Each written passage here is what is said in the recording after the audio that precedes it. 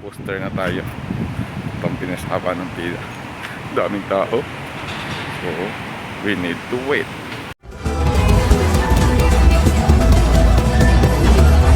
Okay.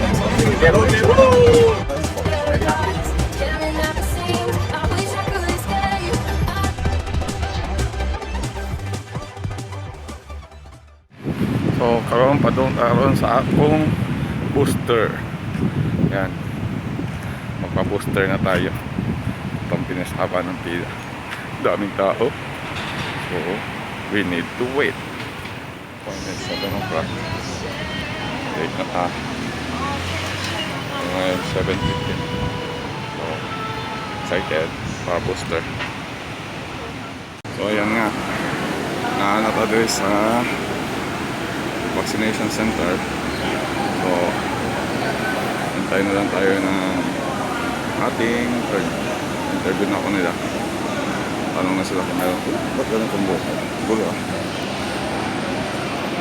Tanong sila kung meron ba kung libo or what? Wala. So, ngayon, for the third time, Moderna. Ating booster shot. So, good luck to me. So, let's go. Pasok tayo.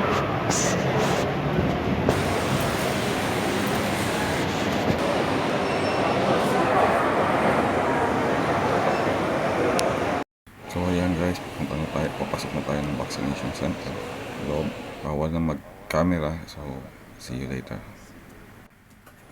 So katatapos ko lang mag-vaccine, yan, tinusukan ako ng 1.2 compare sa 1.5 ng nakaraan. So, nandito na tayo sa waiting area. We need to wait 15 minutes. Hindi, unlike before na kailangan tayo mag-wait ng 30 minutes. Okay, malapit na po tayo. Medyo malakas ang ulan sa labas. So, hinintay lang natin yung tawagan. So, paalala lang sa ating mga kababayan dyan. If the vaccine was offered to you, so please take at least meron tayong protection. Hindi lang protection para sa atin, also protection din para sa ating pamilya. This time of pandemic, kailangan natin ng more protection to take care of ourselves and to take care of our family. So, let's get vaccinated.